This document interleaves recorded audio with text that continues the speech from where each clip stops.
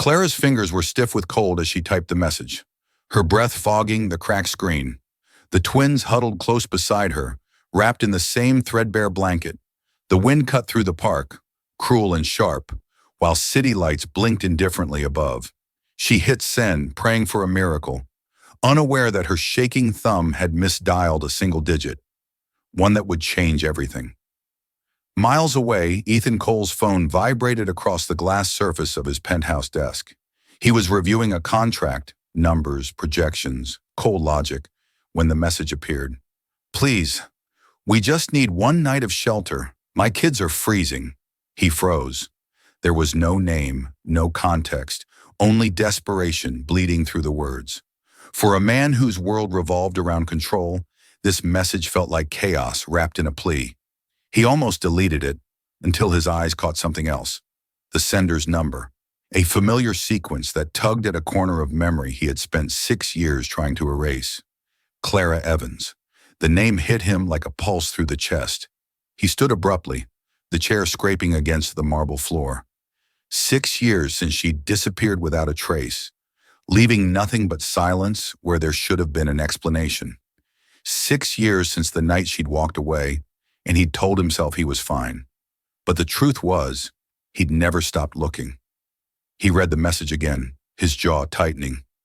My kids. 2 words that didn't belong to the woman he remembered.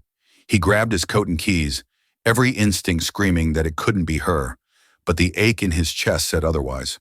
Clara's phone battery blinked red as she pressed it against her chest, hoping for a reply. The park bench beneath her felt like ice. Emma coughed softly, her small hand gripping Clara's arm, while Liam nestled against her side. "Mommy, I'm not cold," Emma whispered. Clara smiled weakly. "You're the bravest girl I know." She lied to them easily now. It was a survival skill, one of many she'd learned since the world had decided to stop forgiving her. When she'd left Ethan 6 years ago, she'd thought she was protecting him, from his family's threats, from the scandal her pregnancy would ignite. She'd believed she could survive on her own, that love didn't matter as much as safety, but safety had run out months ago, and pride had run out tonight. Her last hope was a text message sent into the void. Headlights cut through the park's darkness minutes later. Clara straightened, shielding her children instinctively. The car stopped a few meters away, the hum of the engine blending with the whisper of the wind. A tall man stepped out, his silhouette sharp against the glow of the city. It couldn't be. "Clara!" His voice, low, steady, unmistakable. She froze, her breath catching. The sound of his name alone was enough to make every buried memory stir to life. He stepped closer, and the dim streetlight finally caught his face. Older, colder, but still Ethan. Her pulse stuttered. "What are you doing here?" "I could ask you the same thing," he said, his eyes scanning her. Then the 2 small figures beside her. "You texted me." Her lips parted, confusion flashing. What?" She looked down at her phone, realization dawning as her stomach twisted. I didn't mean to." Ethan's gaze flickered between her and the children. "You said you needed shelter." "It was a mistake," she said quickly, pulling the blanket tighter around the twins. "We'll be fine." "Fine?" His voice hardened, disbelief slicing through it. "You're sitting on a park bench in the middle of winter. Ethan, please." But he was already kneeling beside the twins, his expression softening as he saw their faces. The resemblance was undeniable. The same dark hair, the same stubborn tilt of the chin. Something inside him shifted. He looked back at Clara, his voice quiet but sharp. "How old are they?" She hesitated. 5. His jaw clenched. 6 years. The math spoke louder than she did.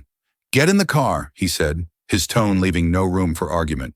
"I can't," she whispered. "You don't understand.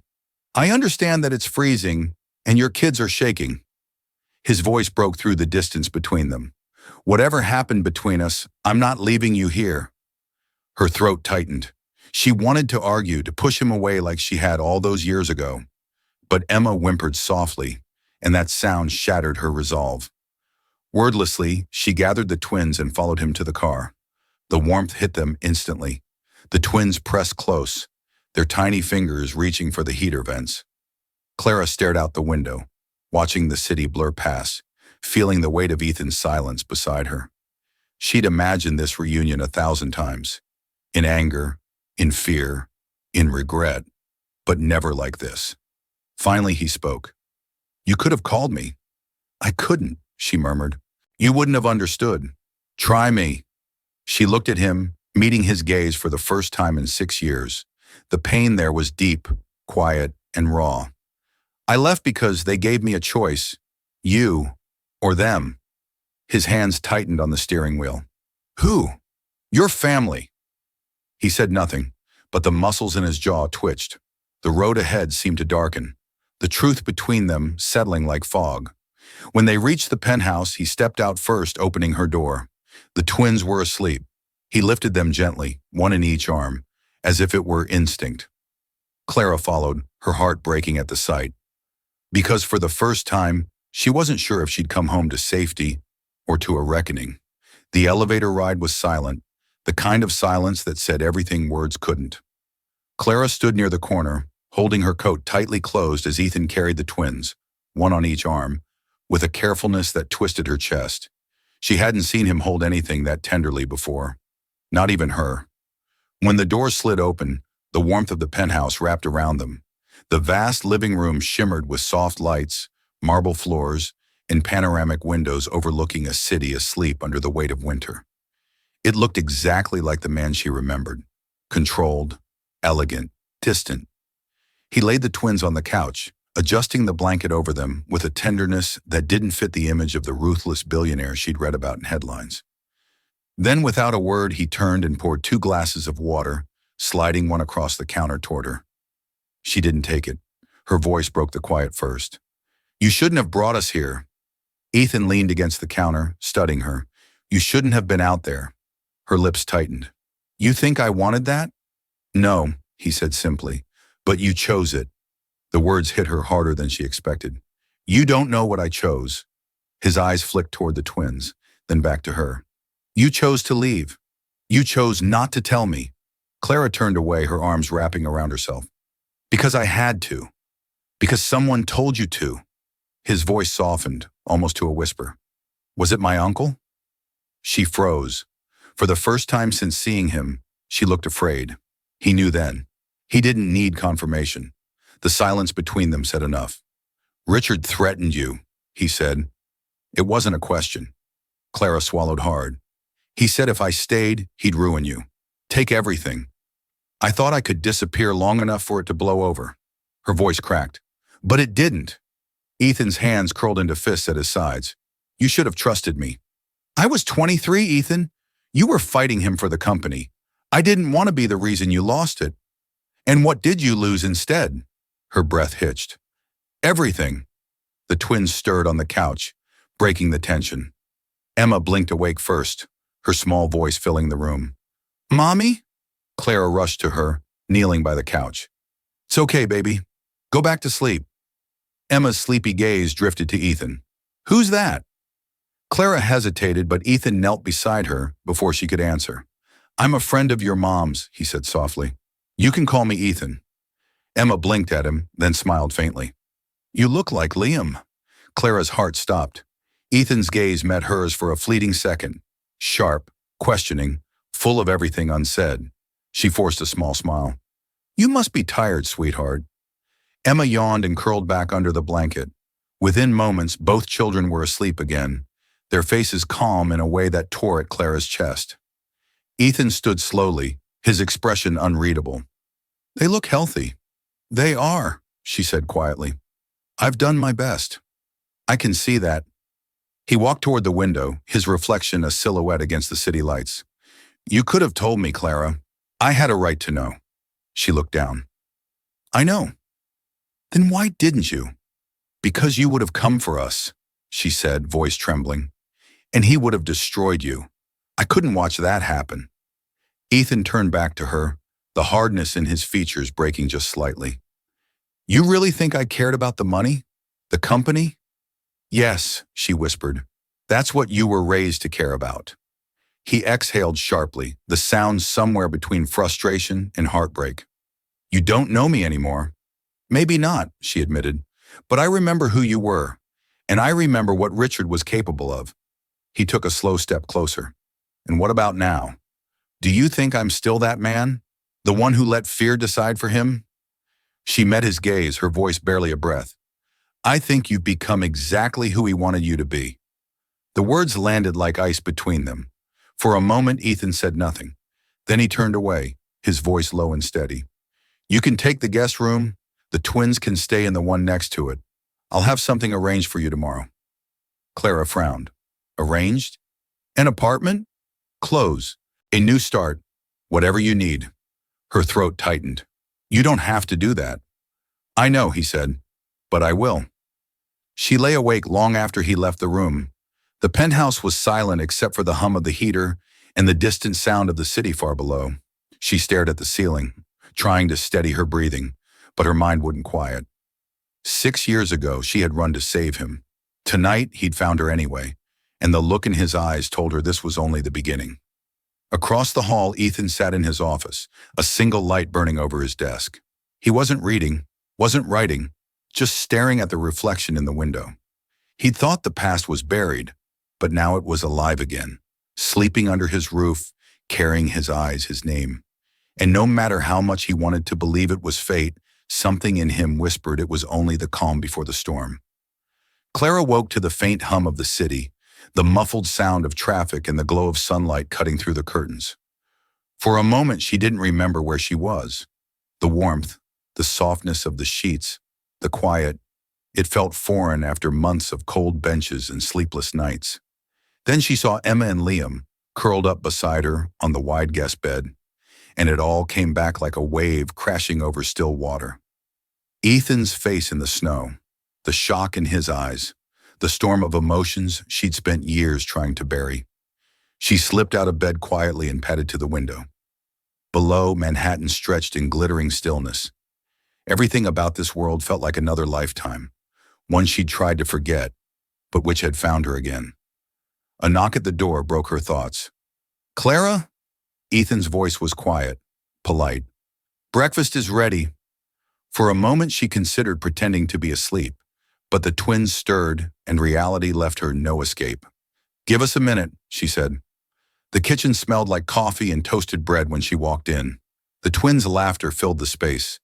Emma perched on a stool, swinging her legs as she smeared jam onto toast, while Liam tried and failed to pour orange juice without spilling. Ethan stood at the counter, sleeves rolled up, the sharp edges of his tailored life softened by domestic chaos. The sight tugged at something deep inside her. He looked up as she entered. Morning. She nodded, awkward. You didn't have to do all this. He shrugged. They were hungry. Emma grinned at him. Mr. Ethan makes pancakes better than Mommy. Clara blinked. Does he now? Ethan smiled faintly. High praise. The normalcy of it was disorienting. Too calm, too warm. Clara sat down, her hands wrapped around a mug just to keep them steady. Ethan took the seat across from her.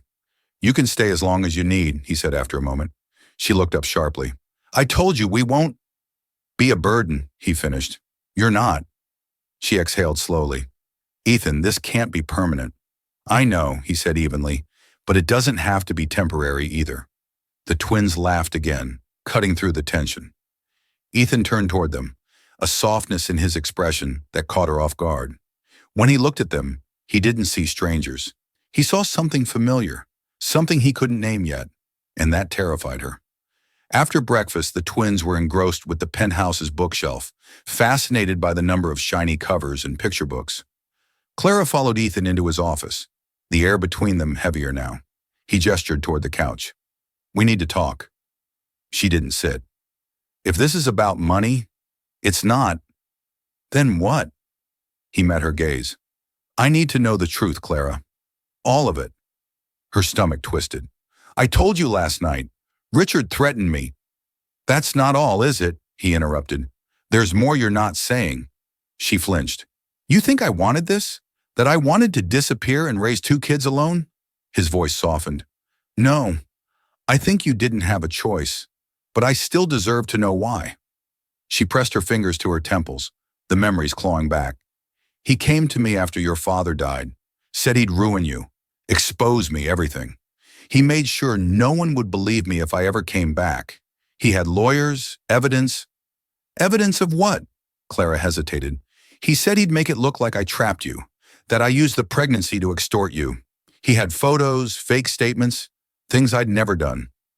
I didn't even know how far he'd go. Ethan's hands tightened on the edge of his desk.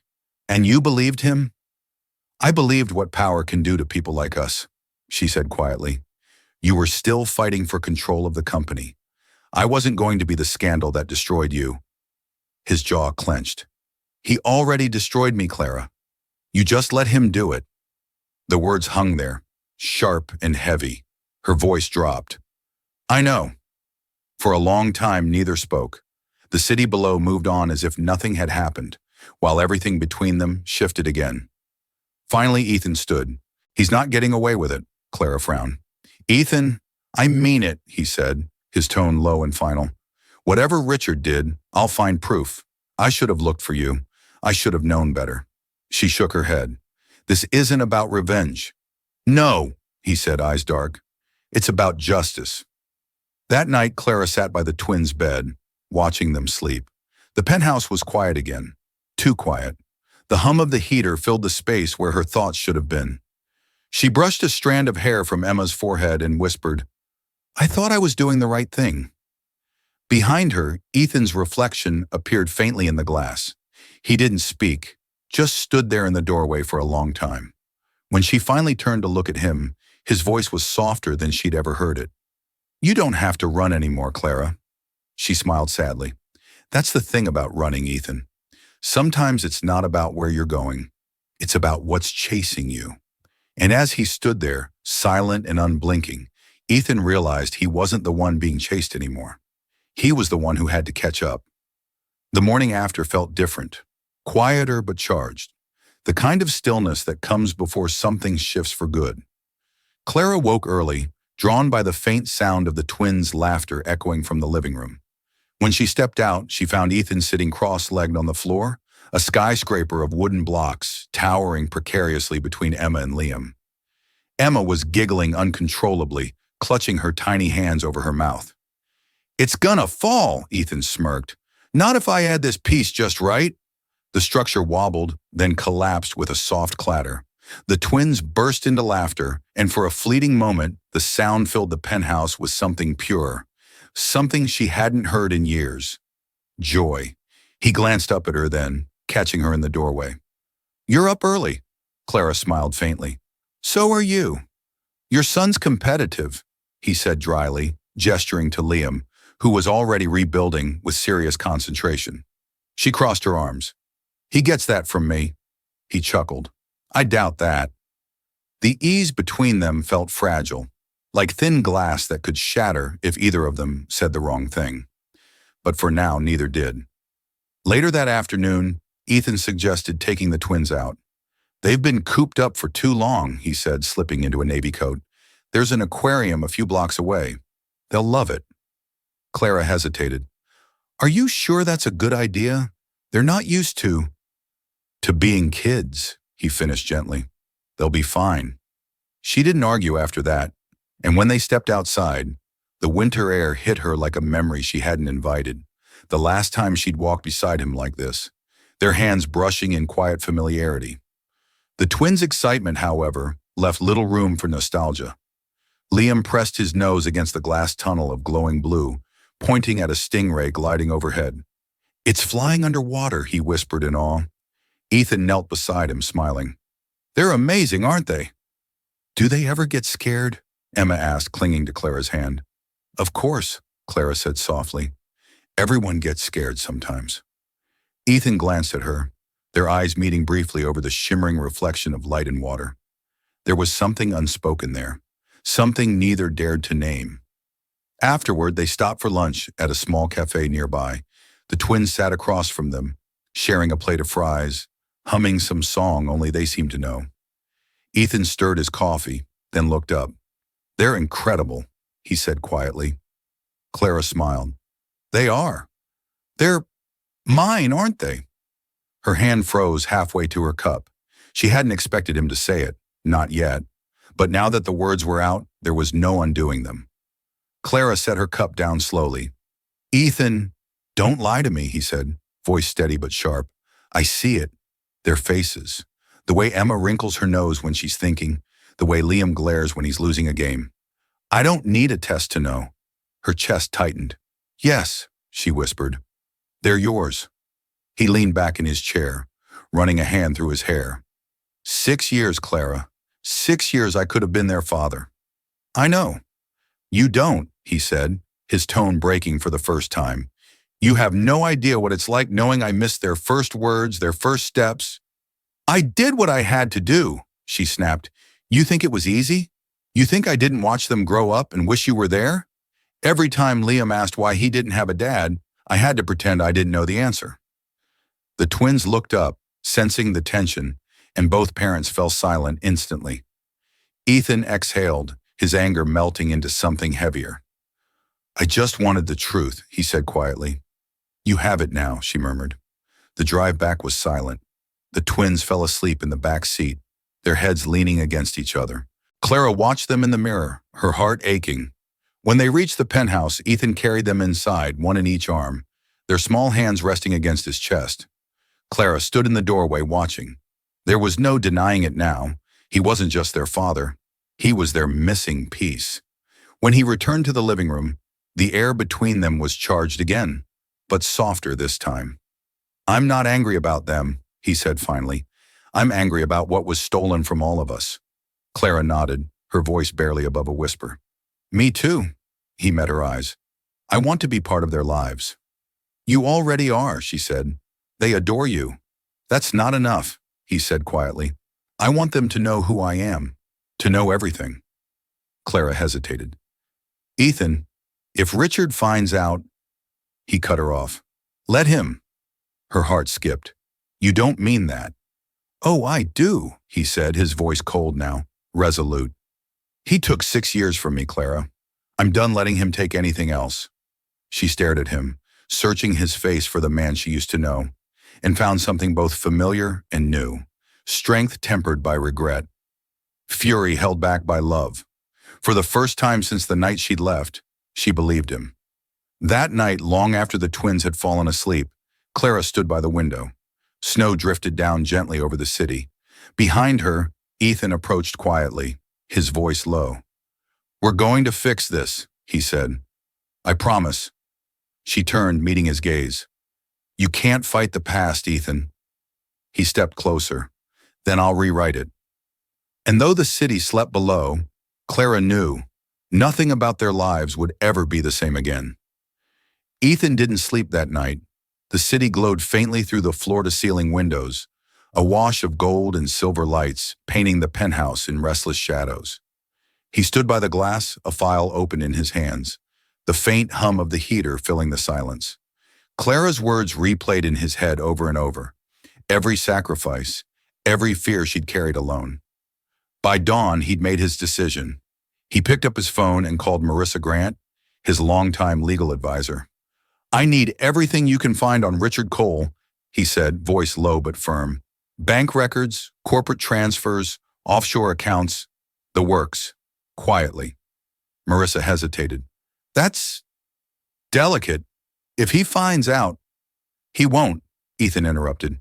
"And if he does, it's too late for him to stop me." He ended the call before she could argue, then exhaled. The sky outside was beginning to lighten, the first blush of morning crawling across the skyline.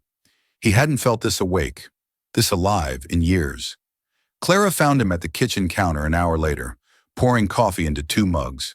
He looked tired but collected, as if exhaustion had simply become part of his routine. "You've been up all night," she said quietly. He handed her a cup. "Couldn't sleep. Because of me." He met her eyes, the corner of his mouth twitching. "Because of him." She didn't have to ask who he meant. "Ethan, please," she began.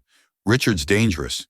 You think you can fight him with facts and lawyers, but you don't understand how far he'll go." Ethan set his mug down with deliberate calm. "I'm done letting him control what I understand." Her breath caught. "He still has influence over the board. He'll turn this into a scandal before you can blink." "Then let him try." Clara shook her head. "You can't win his way." Ethan looked at her, his expression softening. I don't plan to. I'll win mine. For a long moment, neither spoke. Then Emma's sleepy voice carried from the hall. Mommy? Daddy? Both adults froze. Ethan blinked, stunned. Clara's face went pale. Emma rubbed her eyes, smiling innocently. Can we have pancakes again? Clara's throat tightened. Of course, baby. Ethan watched as Clara scooped Emma up, kissing her forehead. That one word, Daddy, echoed through his mind, anchoring everything he'd been fighting for. And in that moment, the war stopped being about revenge. It became about family. Later that day, Ethan drove to his office. The building, all glass and steel, reflected the morning sun like a fortress. He hadn't set foot there in weeks, not since the chaos Richard had stirred in the boardroom. Marissa was already waiting in his office, a folder under her arm. You're not going to like this, she said, setting it down. Try me. She opened it. Richard's been funneling money through multiple shell corporations tied to overseas contractors. The transactions are small enough to slip through internal audits. But when you add them up, she paused. We're talking millions, maybe tens of millions. Ethan's jaw tightened. And the board has no idea. Not yet, but if you go public with this, it'll spark a firestorm. He leaned back, thinking. What about evidence? Marissa nodded. Enough to bring him down, but you'll need to be careful. If Richard suspects we're onto him, he'll bury the rest. Ethan stared out the window, his reflection dark against the city skyline. Then we move fast. Marissa hesitated. You're really doing this. He turned toward her. He took 6 years from me. This is me taking them back. Meanwhile, Clara took the twins out for a walk through Central Park. The air was crisp, the ground dusted with snow that glimmered in the morning sun. She watched Emma and Liam chase each other through the frost, laughing, their footprints crisscrossing in the white. For a moment, it felt like normal life. Then her phone buzzed. Unknown number. You shouldn't have come back. Her stomach dropped. She looked around, scanning the park, her pulse quickening.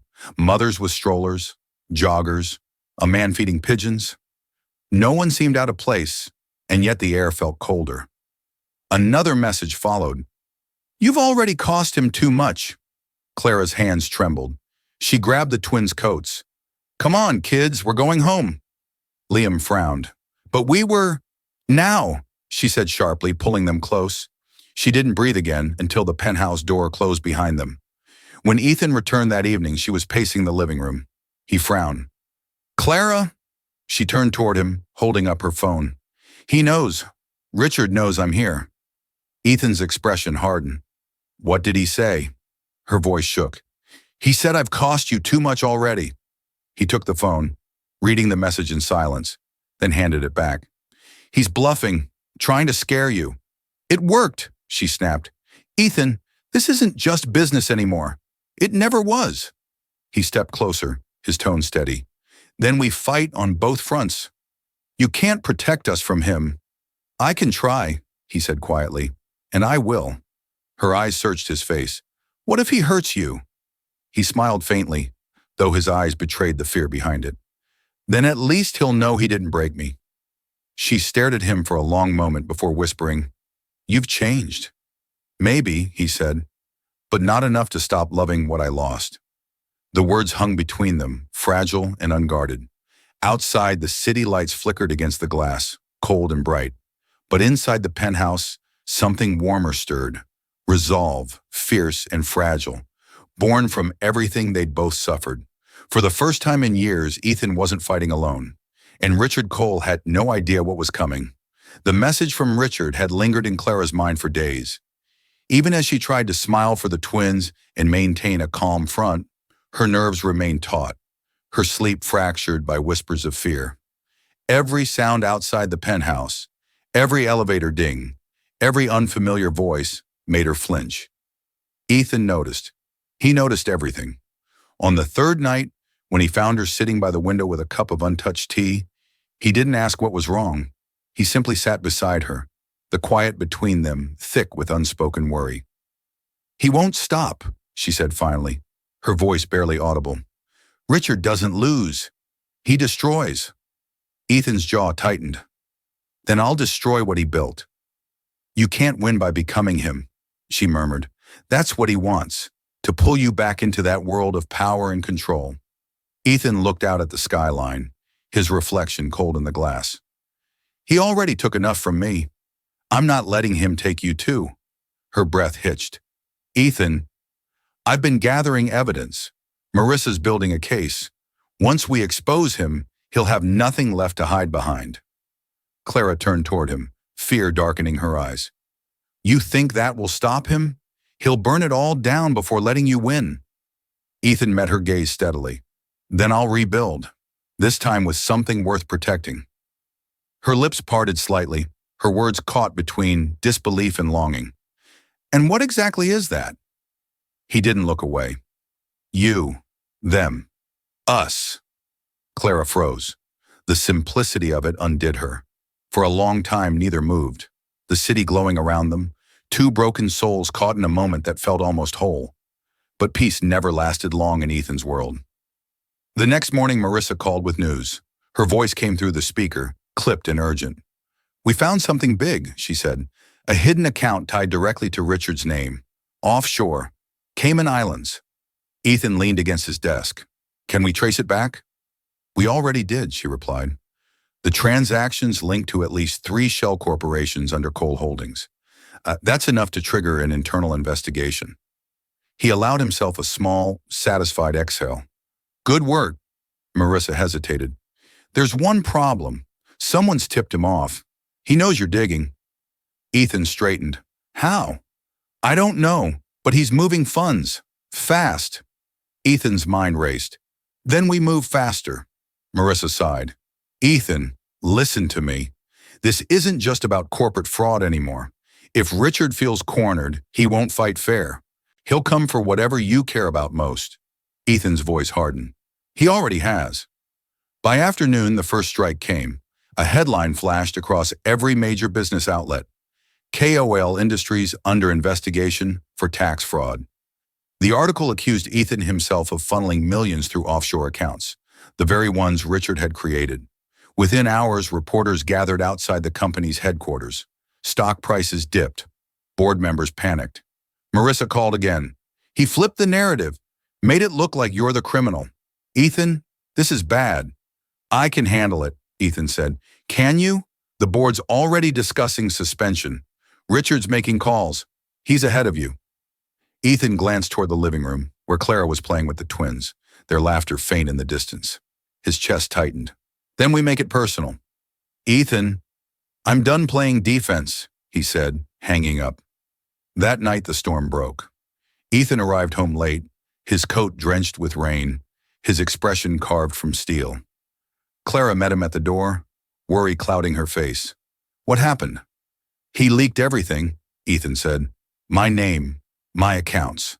False statements, forged signatures. He's trying to destroy me before I can destroy him. Clara took a shaky breath. Then walk away. Let him have it. He looked at her sharply. And let him keep winning? Let him erase everything we fought for? We, she whispered. Ethan hesitated, his anger faltering. You're part of this now, whether I wanted it or not. She shook her head. I never wanted to drag you back into this mess. You didn't, he said quietly. He did. Her eyes softened. Then don't give him what he wants. I'm not, he said. I'm ending this. Later that night, while Clara put the twins to bed, Ethan made a call. When Marissa answered, his tone was calm but deadly focused. Schedule a press conference for tomorrow morning. Marissa paused. You're going public? Yes, I'll expose him myself. That's risky, Ethan. If Richard retaliates, he already has, Ethan said. Now it's my turn. Hours later, Clara found him in his study, staring at a photo on his desk, a picture of his parents taken years ago at a charity gala. His father, proud and stern, his mother, smiling but tired. She leaned against the doorway. You're really doing this? He nodded slowly. If I don't, he'll destroy everything left of us. She walked closer, her voice trembling. Then promise me one thing. What? That no matter what happens tomorrow, you come home. For them. She nodded toward the twins' room. They need you. Not the man who built Cole Industries. The man who built them breakfast and held them when they cried. Ethan looked at her, the weight of her words settling deep. I promise. Clara's hand brushed his as she turned to leave. Then win, she whispered, but don't lose yourself again. When she was gone, Ethan looked back at the photograph. The reflection in the glass showed not the man he had been, but the one he was becoming, a man no longer driven by power, but by purpose. And as thunder rumbled over the city, Ethan Cole finally understood. Tomorrow wasn't about vengeance anymore. It was about redemption. The next morning dawned gray and wet, the kind of morning that felt like the world was holding its breath. Rain traced patterns down the penthouse windows, the city below half buried in fog. Ethan stood in front of the mirror, adjusting his tie. Not as armor, but as resolve. On the table behind him, Clara sat watching the news feed flicker across the screen. Every major channel had the same headline: Ethan Cole to address fraud allegations in live press conference. The anchor's voice was clinical, but Clara could hear the undercurrent of doubt in every word. Are you sure you want to do this? She asked, her tone low, careful. Ethan turned to face her. If I stay silent, he wins. If I speak, at least the truth has a chance. You're walking into a trap. Richard will twist anything you say. He smiled faintly, though his eyes betrayed exhaustion. Then I'll stop letting him speak for me. She rose, crossing to him. Ethan, her voice softened. You don't owe the world anything. You owe it to them. She nodded toward the hallway, where the twins were still asleep. You owe them safety, not another war. He reached out, brushing his thumb over her wrist. This isn't war anymore. It's survival. Their eyes met for a heartbeat too long. Then he let go, picked up his coat, and walked out the door. The press room was packed. Cameras flashed, voices buzzed, the air electric with curiosity and accusation. Ethan stood at the podium, the lights glaring against his suit. He scanned the crowd, his jaw steady, his mind clear. He saw reporters, shareholders, employees, faces he'd once trusted, now blurred into one collective demand for answers. Thank you for being here, he began, his voice carrying a calm weight. There are accusations circulating that I've embezzled company funds. Let me be clear. These are lies. The room erupted with questions. He raised a hand, silencing them. I have evidence that the man behind this fraud is Richard Cole, my uncle and former board chair. For years, he's manipulated this company, its people, and its reputation. I have proof of falsified records, offshore transfers, and shell corporations used to funnel money out of Cole Industries under my name. The buzz of voices became a roar. Cameras clicked like gunfire. Today, Ethan continued, I am submitting that evidence to both the board and federal authorities. I've already signed my resignation as CEO, effective immediately, to ensure the investigation is independent. This company deserves integrity, and I won't let my name be used to destroy it. A stunned silence followed. Then the first question cut through the air. Mr. Cole, what about your family? Are you afraid of retaliation? Ethan paused. Afraid? No. I've lived too long under someone else's fear, but I won't let him touch my family again. The words hung in the air like a declaration. When he stepped away from the podium, flashes followed him out the door. But his mind was already elsewhere. He wasn't thinking about headlines or stock prices. He was thinking about the promise he made to Clara, to come home. But home wasn't safe. Clara knew something was wrong the moment the elevator stopped 2 floors short of the penthouse. The lights flickered, then died. She clutched her phone, her pulse spiking. Ethan, she whispered into the silence. The elevator doors opened, but it wasn't Ethan standing there. It was a man in a black coat, his expression cold, purposeful. Mrs. Evans, he said smoothly, Mr. Cole asked me to escort you. Her instincts screamed, Who are you? He smiled faintly. A friend of Richard's. She slammed the emergency button, but he stepped forward, catching her wrist. Don't make this difficult. Her phone slipped from her fingers, clattering to the floor. The man yanked her toward the door, but before he could drag her out, a voice cut through the hall like a blade. Let her go. Ethan. The man froze, turning. Ethan stood at the far end of the corridor, rain still glistening on his coat, his expression sharp with fury. "I said," Ethan repeated, his voice low and controlled. "Let her go." The man hesitated, then released her arm and stepped back. "You're making a mistake, Mr. Cole. You think this ends with a press conference? Richard's not finished." "Neither am I." The man smirked, brushing past Ethan. "He sends his regards." When the elevator doors closed, Clara exhaled shakily. Ethan rushed to her side. "Did he hurt you?" She shook her head, tears threatening to fall. "No, but Ethan, he found us. He's not going to stop." He pulled her close, his voice trembling despite his composure. "He'll try, but he won't win." That night, as the city quieted, Ethan sat with Marissa on a video call. "The footage of the conference is everywhere," she said. "The board's in chaos. But there's good news. The feds want to meet. They're investigating Richard's accounts as we speak." Ethan rubbed his forehead. "How long before he's cornered?" "A few days, maybe less," Marissa replied. "He's running out of time and allies." Ethan's gaze shifted toward the twins' room. "That makes him dangerous." Marissa nodded. "Then keep your family close." He ended the call and looked toward Clara, who stood by the window, watching the city lights flicker. "He's unraveling," Ethan said softly. "This will be over soon." Clara didn't turn.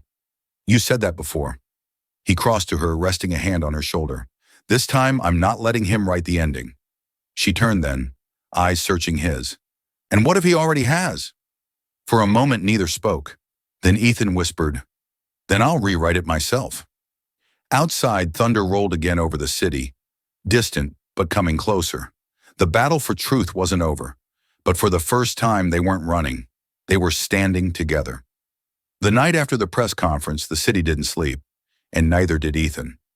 Rain hammered the windows, thunder cracking above the skyline, as if echoing the turmoil in his mind.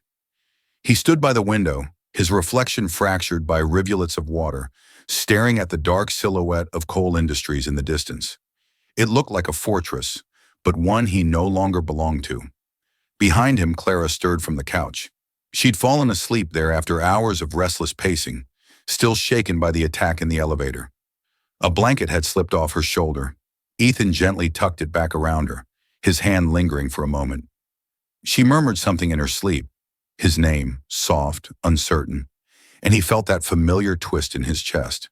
Guilt, love, fear, all tangled together. Then his phone buzzed. "Unknown number. You think you won today? Check your inbox." Ethan opened his laptop.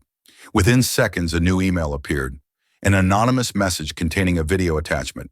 No subject line, no name, just one sentence, "For the world to see."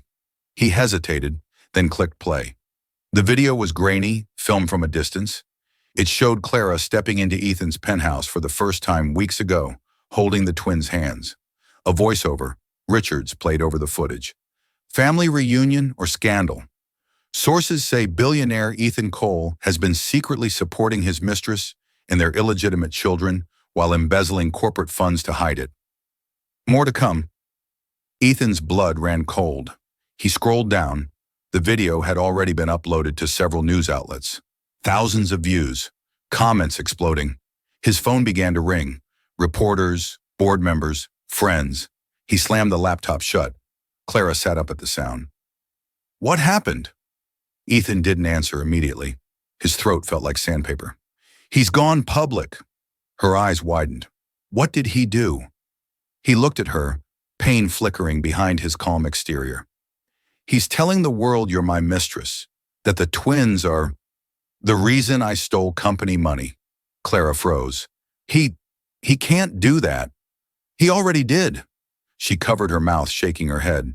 "Ethan, that's going to destroy you." He met her gaze, jaw set. "No, it's going to destroy him." By morning, the scandal had gone global. Every media outlet carried the story. Headlines screamed Billionaire's secret family scandal, while tabloids plastered Clara's face beside Ethan's. Reporters crowded outside the penthouse building. Cameramen shouted questions from the street. Security had to be tightened. Even the twins' school had called, concerned. Ethan had expected chaos, but not the helpless fury that came with seeing Clara and the children dragged into it. Marissa arrived just before noon, looking grim. "It's bad," she said, setting her bag down. "Richard's controlling the narrative. He leaked partial documents to make it look like you diverted funds into personal accounts tied to Clara. He even fabricated timestamps. It's convincing." Ethan crossed his arms, eyes dark. "Then we give them the truth." Marissa hesitated. "Ethan, you can't. If you reveal the full story, your family, the twins, everything becomes public record. You'll never get your privacy back. Neither will they." Clara spoke quietly from the corner. "It already is public." Both turned toward her. She looked pale but resolute. "He's using me to ruin you, so let's ruin him first. Tell the truth, Ethan. All of it." Ethan stared at her. "Clara, no," she said firmly. "You've spent years hiding because of what he did. I've spent years running because of who he was. Let's stop running." Marissa exhaled. "If we do this, there's no going back." Clara nodded. "Then let's not go back." That afternoon, Ethan sat before a camera again. No grand podium this time, just a live-streamed interview from his office. The world was watching. "Mr. Cole," the interviewer began, "you're accused of financial fraud, and now there are claims of an affair and hidden family. What do you say to that?" Ethan looked straight into the lens. "Every accusation Richard Cole has made is a lie, but the truth is more complicated." He took a breath, his voice steady but raw. "Years ago, I fell in love with Clara Evans. We planned a life together, until my uncle tore it apart. He threatened her, forced her to disappear, and I thought I'd lost her forever. Until now. Those children you see in the photos, they're not a scandal. They're my children." Gas rippled through the room. The interviewer blinked. "You're confirming?" "I'm confirming that I abandoned them once, out of fear. I won't do it again. If that cost me my fortune, my company, or my reputation, so be it." He leaned forward, voice firm. "But I will not let Richard Cole rewrite our lives again. The money he claims I stole, he stole, and I can prove it." He turned to Marissa, who slid a folder across the table. "Every document, every wire transfer, every signature, this proves where the funds truly went. I'm turning it all over to federal investigators today." The interviewer's eyes widened. "So this is your counterattack?" Ethan smiled faintly. "No, this is my truth." Back at the penthouse, Clara watched the live feed, tears welling. For the first time in years, she saw the man she'd fallen in love with. Not the billionaire, not the strategist, but the man who once promised her forever. When the camera cut, the room erupted in applause. Online, the tide was already shifting. Comments flooded in. Sympathy, support, disbelief. Ethan Cole truth trended globally. Clara turned as the twins ran in, clutching her legs. "Mommy, Daddy's on TV." She smiled through tears. "Yes, baby, he's telling the truth." Outside, the rain had finally stopped. But as Ethan walked off set, his phone buzzed again. "Unknown number. Nice speech, but this isn't over. You can't save her twice." Ethan's heart dropped. The message was accompanied by a photo. Clara and the twins, taken that very morning through the penthouse window. He looked up, jaw tightening. The war wasn't over. It had just turned personal again. Something went wrong while generating the response. If this issue persists, please contact us through our help center at help.openai.com. The world held its breath the morning Richard Cole finally fell. News alerts flashed across every major network. FBI confirms arrest of former coal industries chairman on multiple counts of fraud, blackmail, and conspiracy.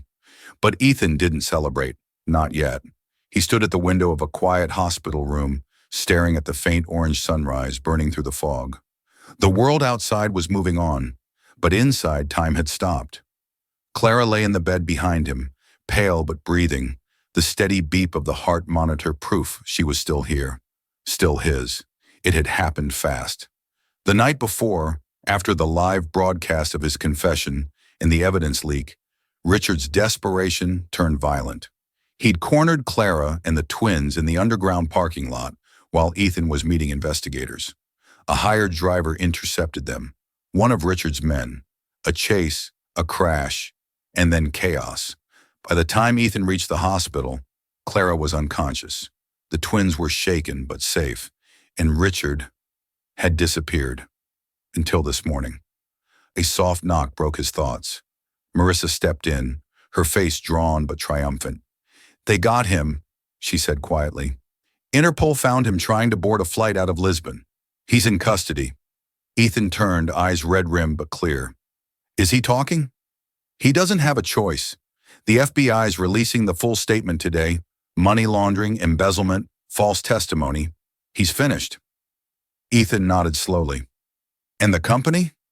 "The board reinstated you this morning," she said, "but they know you'll never come back." He almost smiled. "They're right."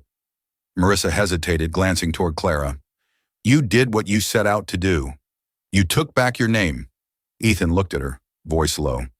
"I didn't fight for my name, Marissa. I fought for my family." She nodded, understanding. "Then keep them close this time." When she left, the room fell silent again except for the rhythmic hum of machines. Ethan walked to Clara's bedside, brushing a strand of hair from her face. Her skin was warm under his fingers. "I thought I lost you again," he whispered. Her eyelids fluttered. "You didn't." Ethan froze. "Clara?" Her lips curved faintly. "You never do what you're told, do you?" He laughed softly, a sound that was half relief, half disbelief. "I had to make sure you came back to yell at me again." Her eyes opened fully then, tired but bright. "The twins? They're safe," he said quickly, "sleeping upstairs in the family ward. They keep asking when you'll wake up."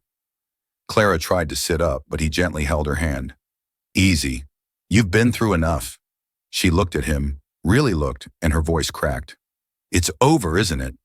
Ethan exhaled. "He's gone. The whole world knows what he did." Tears welled in her eyes. "After all these years," he squeezed her hand. "We survived him." Her gaze softened. "No, Ethan. You saved us." He shook his head. "You gave me something worth saving." 3 days later, the world moved on, but their lives were only just beginning again. The hospital discharge was quiet, discreet. No cameras, no reporters. Just Ethan, Clara, and the twins stepping out into sunlight for the first time in what felt like forever. The crisp air smelled like possibility. They didn't go back to the penthouse. Ethan had already sold it.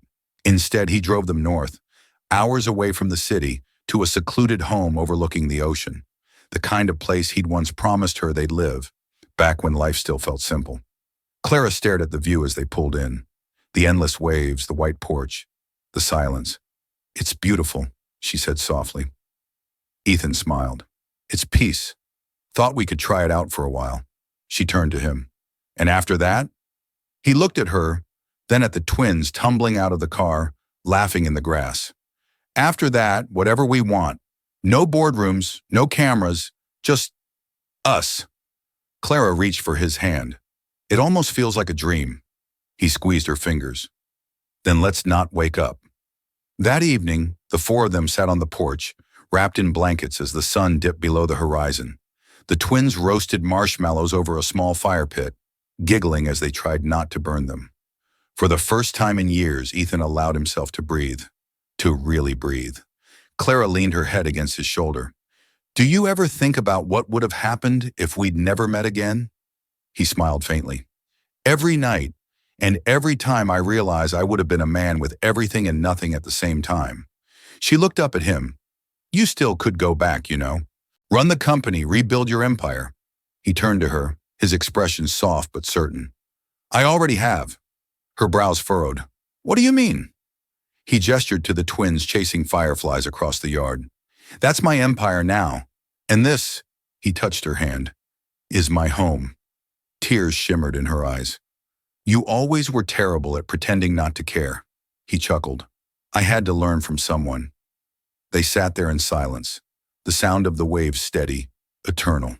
For the first time since the chaos began, it felt like the world wasn't demanding anything from them. No battles, no secrets, just time. Later, when the twins were asleep and the house was quiet, Ethan stepped outside once more. The stars were sharp and clear against the dark sky. He closed his eyes and let the wind carry the remnants of the past away. Richard's lies, the noise, the grief.